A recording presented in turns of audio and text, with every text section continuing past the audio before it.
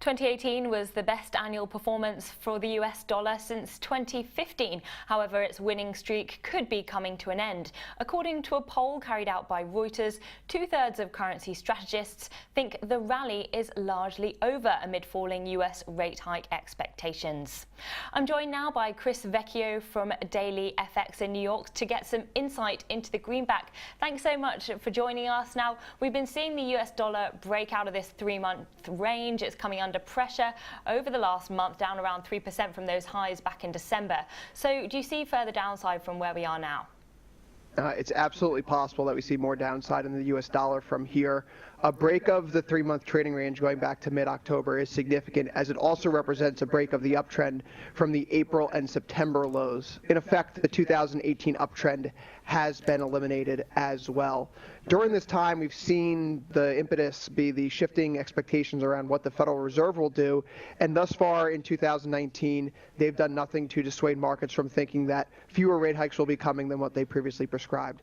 As it stands right now, rates markets per Fed funds futures are pricing in 0 rate hikes for 2019. That's a clear departure from what the Fed told us back in December when they said they would hike rates around 2 times. So as it were right now, the dollar's competing with falling U.S. yields, which are of course coming on the back of weaker U.S. equity markets.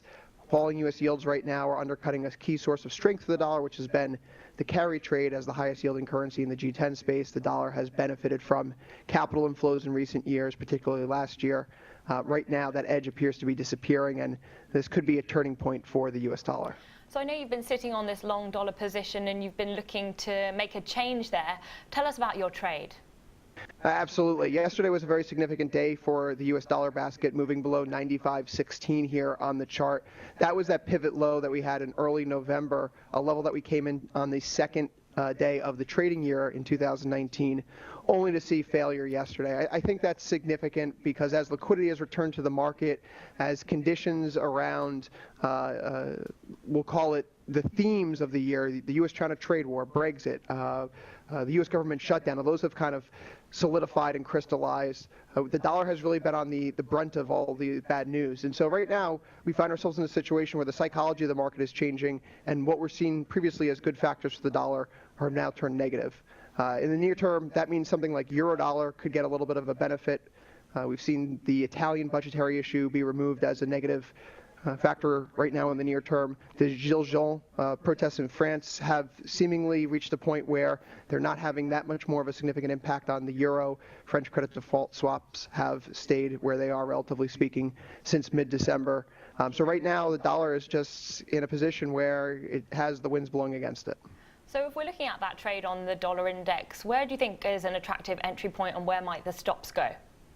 Well, right now we're seeing some demand come into play ahead of that October swing low. I think right now, as long as we get a weekly close below 95.16 here, that would give us greater confidence into looking for weaker dollar positions moving into the second half of the month. It's worth keeping in mind that as we move forward into the first January FOMC meeting of the year, this will be the first meeting that we have the Federal Reserve Chairman Jerome Powell speaking at every single meeting. Previously, he only spoke at meetings when the Fed produced a new summary of economic projections. So this, to a certain degree, makes every meeting live.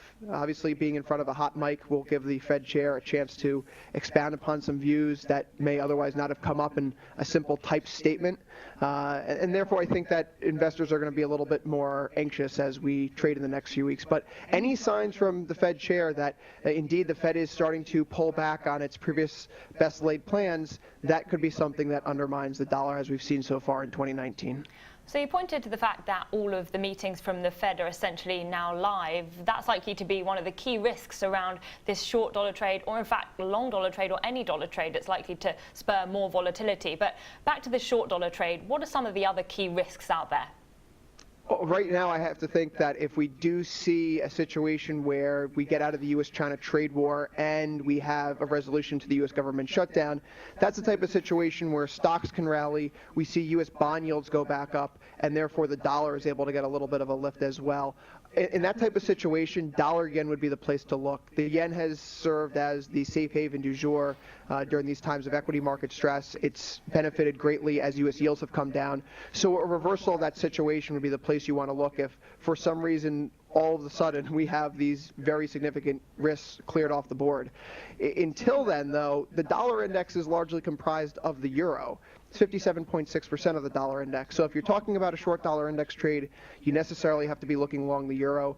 Another large component, the pound, I really don't think is worth looking at on either side, given the risk of Brexit and that January 15th vote that's coming up for the parliamentary procedure and whether or not to accept Theresa May's deal. I think it's worth staying away from the pound, as two-way volatility there could throw a wrench into any pound-dollar position.